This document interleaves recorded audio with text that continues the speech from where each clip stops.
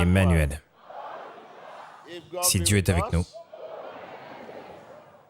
merci. Et vous pouvez vous asseoir, merci. Alléluia. Téléspectateurs à la maison, où que vous soyez, Jésus est là. Où pouvez-vous aller et loin de sa présence? Jésus est là. Merci pour votre temps. Et chaque message et témoignage que vous avez reçu pointe au salut. Et donc, quoi de plus? Dites à votre voisin, je suis sauvé. Et Jésus est mon sauveur. Et chaque témoignage et chaque message que vous avez entendu pointe à la délivrance. Et dites à votre voisin, je suis délivré. Et Jésus est mon libérateur. Et chaque témoignage et chaque message que vous avez reçu pointe à la guérison. Et dites à votre voisin, je suis guéri. Et Jésus est mon guérisseur. Quoi de plus? Et alléluia. Et donc, je suis ici pour parler du maintien. Comment vous pouvez maintenir la guérison que vous avez reçue, et la délivrance que vous avez reçue, et le salut que vous avez reçu. Et le maintien est bien plus important. N'importe qui peut acheter une voiture. Mais ce n'est pas tout le monde qui peut entretenir une voiture. Alléluia. Et depuis quelques semaines maintenant, je parle d'un certain domaine de l'Évangile, car je réalise que certains de nos collègues, dans certaines parties du monde, tous les jours, vous ouvrez vos journaux ou l'Internet et vous apprenez que les ministres de Dieu se sont suicidés, que les chrétiens se sont suicidés. Pourquoi une personne se suiciderait-elle? Pourquoi un pasteur se suiciderait-il? Ou prendrait-il une arme et se tirerait dessus? Et toutes ces choses. Vous entendez tant de choses. Pourquoi? Pourquoi une personne se suiciderait-elle? Alléluia. Si vous êtes un chrétien, qu'est-ce qui peut causer la dépression? Pourquoi une personne serait-elle dépressive? Et vous êtes un croyant, un disciple de Jésus. Pourquoi devriez-vous? Regardons tout d'abord le livre de Jean 16, verset 33. Je vous ai dit ces choses, afin que vous ayez quoi? Et prenez note de cela. Afin que vous ayez la paix en moi. Et vous aurez. Et des quoi? Rappelez-vous que vous êtes dans le monde, mais que vous ne faites pas partie d'eux. Car vous êtes en Christ, mais vous vivez dans le monde. Et vous aurez des tribulations dans le monde. Mais prenez courage. Et j'ai vaincu le monde. Pour ceux qui ont la clé du langage, ils sauront que ce message en cache un autre. Et si vous pouvez, essayez d'en connaître le sens. Il ne s'agit pas de ce qu'on lit à première vue. Et lisons à nouveau. Et prenez note de ces mots-clés. Je vous ai dit ces choses, afin que vous ayez la paix en moi. La parole ne dit pas vous aurez ou vous avez. Il dit afin que vous ayez la paix en moi. Prenez note de cela. Et vous aurez des tribulations. Et vous connaissez le sens du mot tribulation. Et toute chose folle est appelée tribulation. Et toute chose folle, ces choses que vous ne voulez pas, et ces choses dont vous vous plaignez, et ces choses qui vous causent des tensions et des pressions. Pensez à ces choses qui vous causent des pressions et des tensions. Il dit, et vous aurez des tribulations dans le monde. Mais prenez courage, et j'ai vaincu le monde. Et cela veut dire que ce que vous cherchez, et ce que vous demandez, sont au passé. Et ce sont des choses qui ont déjà été accomplies. Et la guérison que vous demandez est une question au passé. Et regardons le livre de 1 Corinthiens, chapitre 10, verset 13. Et cette fois-ci, je voudrais que vous mettiez ces deux messages côte à côte. Et dans un premier volet, nous avons parlé de Jean 16, verset 33. Mais il s'agit ici d'un autre volet. Et mettez-les côte à côte. Verset 13. Aucune tentation ne vous est survenue qui n'ait été humaine. Qu'est-ce qui est humain? Il est dit, aucune tentation ne vous est survenue. Et qui parle ici? Qui n'est entité humaine et Dieu qui est fidèle. Prenez note. Il ne permettra pas que vous soyez tentés au-delà. Et vous savez que vous êtes continuellement confronté à la tentation. Il ne permettra pas que vous soyez tentés au-delà de quoi? Et dites à votre voisin, ne perdez pas votre concentration. Et je ne vous entends pas. Et je ne vous entends pas. Et je ne vous entends pas. Quelles sont les choses qui peuvent faire perdre la concentration? Réfléchissons à cela. Quelles sont les choses qui peuvent faire perdre la concentration? Ce sont les choses folles.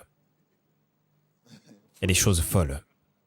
Et les choses folles qui causent des tensions et des pressions.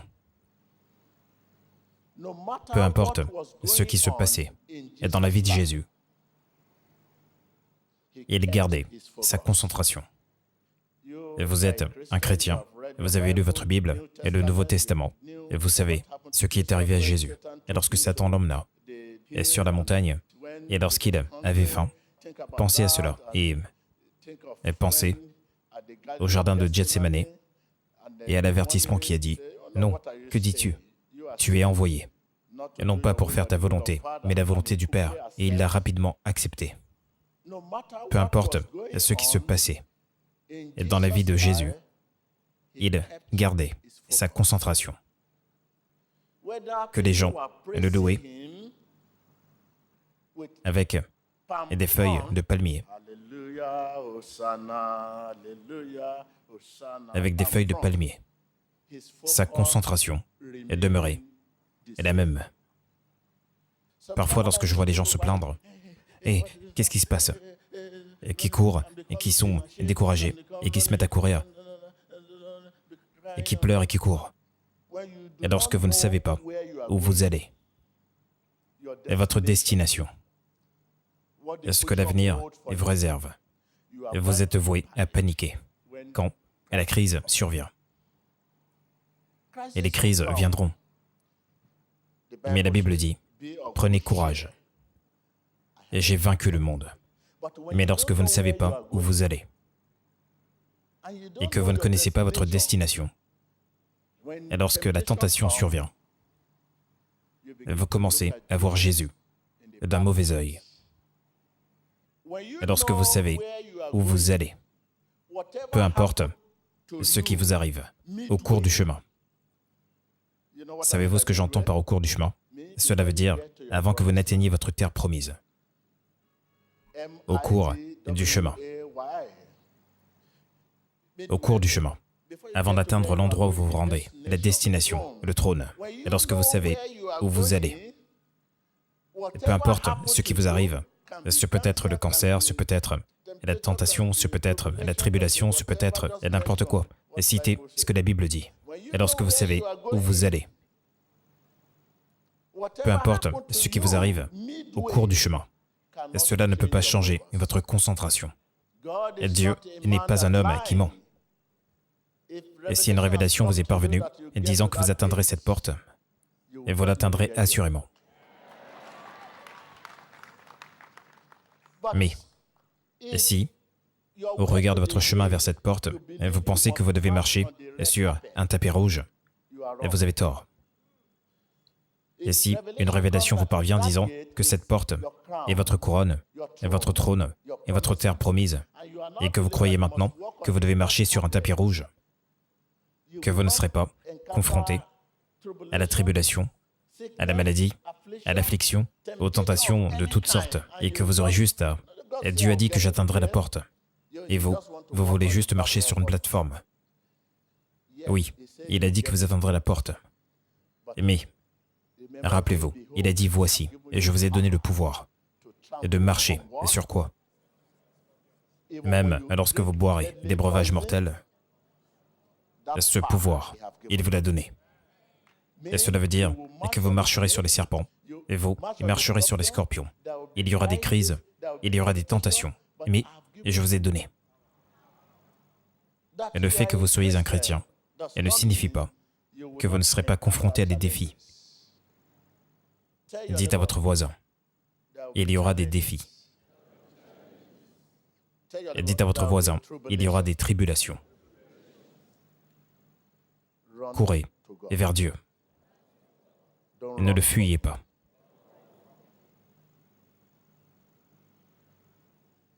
Au lieu de vous inquiéter des choses qui vous entourent, au lieu de vous inquiéter des situations que vous avez, des défis, des situations, citez-les. Courez vers Dieu. Il a promis qu'il ne permettra pas que vos défis ou que votre situation soit au-delà de vos forces. Comment saurez-vous que la promotion arrive? Les défis sont des informateurs. Les tentations sont des informateurs. Et si quelque chose de plus grand arrive, l'attaque des autres viendra. Cette attaque, en tant que chrétien, vous saurez que quelque chose est sur le point d'arriver. Et plus grande est l'attaque, plus grande est la promesse qui vient. Et vous ne pouvez pas juste marcher vers la promesse ou vers la couronne. Et cette attaque pourrait être la maladie. Ce pourrait être la limitation, la déception. Ce pourrait être la tentation. Et si vous êtes un chrétien, rappelez-vous que Dieu est fidèle. Et si vous êtes avec lui, et pour lui, en vérité et par la foi, il ne permettra jamais que vos défis, que votre situation, que votre tentation soient au-delà de vos forces. Et lorsqu'une nation est confrontée à une crise, la nation devrait savoir que l'avenir de cette nation est ce que Satan a vu.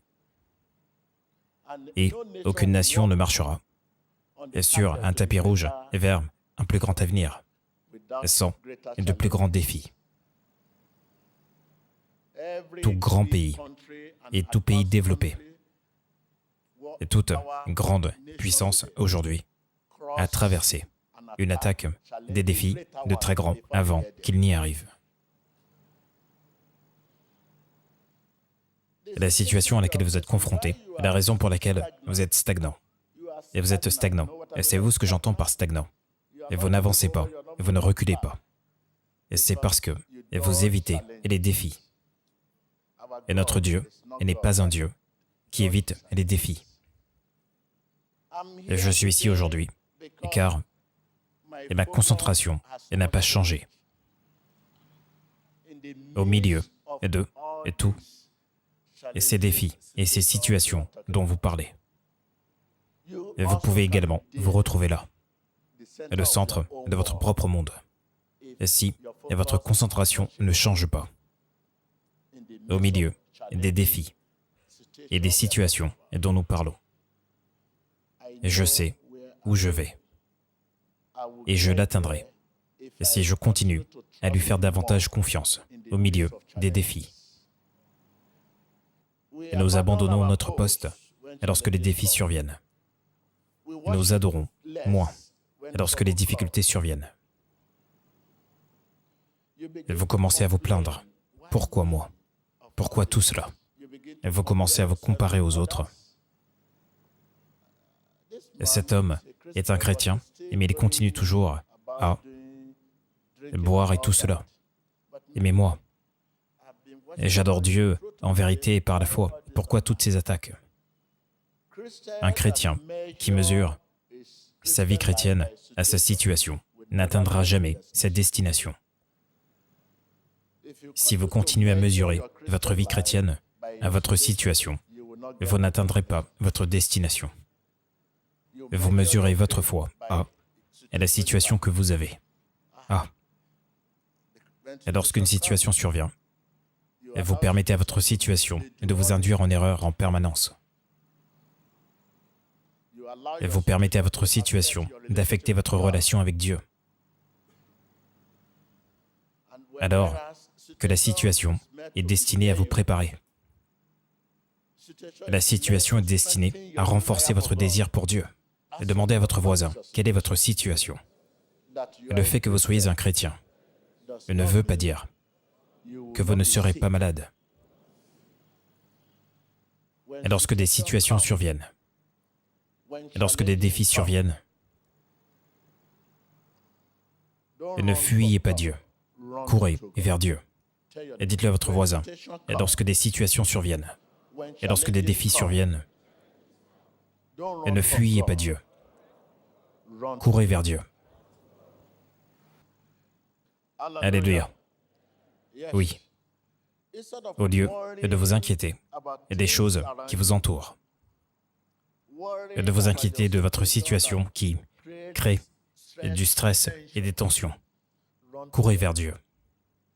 Et ce monde est un monde de distraction. Et dites à votre voisin, ce monde est un monde de distraction. Il peut vous causer des distractions par la maladie, par des limitations dans le progrès, par le chômage. Et ces choses causent des distractions. Et vous voulez aller par là, et vous courez par là. Et vous voulez mener une course sur un droit chemin. Une course sur un droit chemin. Et c'est la course que Dieu veut que nous menions. Mais, et lorsque la maladie survient, je cours par là. Et lorsque les maux de tête surviennent, et vous dites, et vous savez que vous ne pouvez pas courir avec des maux de tête. Et même si vous voulez courir avec des maux de tête, vous ralentirez. Et c'est une distraction. Qu'est-ce qui a causé cette distraction? Et les maux de tête. Et vous avez commencé à courir, vous recevez un appel, disant que quelque chose de mauvais est arrivé. Qu'est-ce qui a causé cette distraction? Une mauvaise nouvelle. Ce monde est un monde de distraction et ce flux d'informations. 24 heures et sur 24, il nous fait dévier du chemin. Et votre situation vous cause des distractions. Au lieu de vous inquiéter de choses et de votre situation, courez vers Dieu. Car vous continuerez à avoir ces choses aussi longtemps que vous vivrez. Pas d'examen, pas de promotion, pas de test, pas de promotion. Et votre test pourrait être la maladie dans ce monde. Et votre test pourrait être la tentation. Et votre test pourrait être la tribulation, pourrait être le revers. Quel est votre propre test? Jésus a été testé après avoir jeûné pendant 40 jours et 40 nuits. Et lorsqu'il est revenu de la montagne, et personne ne s'attendait à une si grande onction. Il y avait tant d'onction en lui. Et Satan a quand même eu cette audace de le transporter où? Et ce n'était pas lorsqu'il se rendait au désert. Et ce fut lorsqu'il avait terminé de jeûner pendant 40 jours et 40 nuits. Et il était chargé et en feu. Satan a quand même eu l'audace. Avec ce feu, il lui a quand même parlé. Et il savait quel était le défi à ce moment-là. Et Jésus avait faim. Satan ne viendra pas vers vous sans avoir regardé le défi que vous avez. Est-ce une maladie que vous avez? Il viendra au travers de cette maladie. Il commencera à vous parler. Tu sais que tu vas mourir. Regarde monsieur un tel. Et la maladie que tu as, elle a tué. Regarde un tel. Et la maladie que tu as, elle a tué. Et il voudra même vous envoyer des médecins qui vous présenteront l'information comme il faut. Et vous consultez le médecin, et le médecin vous dit, allez faire votre testament. Et voici les dossiers de personnes qui sont mortes de la maladie dont vous êtes atteint. 1, 2, 3, 4. Ces personnes, elles sont mortes de cette même maladie. Cette personne est morte de la même maladie. Cette personne est morte de cette maladie. Et même leur maladie n'était pas aussi terrible que la vôtre. Et donc je ne sais pas comment vous pourrez y échapper. Et vous direz, docteur, que dites-vous? Il s'agit là de la voix de Satan. Il viendra au travers de votre faiblesse. Et donc, il est venu vers Jésus. Et il lui a dit, d'accord, vas-y. Si tu dis que tu es le Fils de Dieu, vas-y. Regarde toutes ces choses, et je te donnerai tout. Tu n'as pas besoin de faire tout ça. Car notre Sauveur n'était pas désespéré. En effet, il avait faim, mais il n'était pas désespéré pour de la nourriture. Mais vous êtes toujours désespéré pour une solution. Dites à votre voisin, le Sauveur avait en effet faim. Mais il n'était pas désespéré pour de la nourriture. Mais vous êtes toujours désespéré. Et lorsque vous êtes désespéré pour une solution, et que vous êtes désespéré pour la moindre chose, vous pouvez être tenté. Et le désespoir est le défi auquel vous êtes confronté maintenant. Vous n'attendez pas le temps de Dieu, et vous ne demandez pas le temps de Dieu. Quel est le sens du mot désespoir? Et le désespoir signifie un homme qui ne dira jamais « merci Jésus », mais qui demande toujours « donne-moi, donne-moi, donne-moi, donne-moi, donne-moi ». Et si c'est le moment de prier maintenant, vous direz « Dieu, j'ai mal, guéris-moi ». Mais vous avez oublié la guérison que vous avez eue dans le passé. C'est comme si vous vous réveillez le matin et vous entrez dans la chambre de votre père et vous dites « Ah oui, papa, j'ai besoin d'argent, je dois me rendre quelque part. » Et le jour suivant à nouveau, « Ah papa, j'ai mal à la tête. » Et votre père dira « Ah, il n'y a pas un seul jour où tu m'as dit bonjour. » Et tu ne cesses de demander « donne-moi, donne-moi, donne-moi, donne-moi. » Et n'y a-t-il pas de bonjour dans ton dictionnaire? De la même manière, demandez-vous, combien de fois vous commencez par dire « Merci Jésus » avant de demander? Et demandez à votre voisin combien de fois vous commencez par dire « Merci Jésus » pour ce que tu fais dans ma vie. Et merci Jésus de me garder en vie. Et merci Jésus avant que vous ne puissiez finalement demander ce que vous voulez demander. Combien de fois avez-vous fait cela? Et le désespoir ne vous permettra pas de dire merci Jésus. Avant de quoi? Avant de demander. Et merci.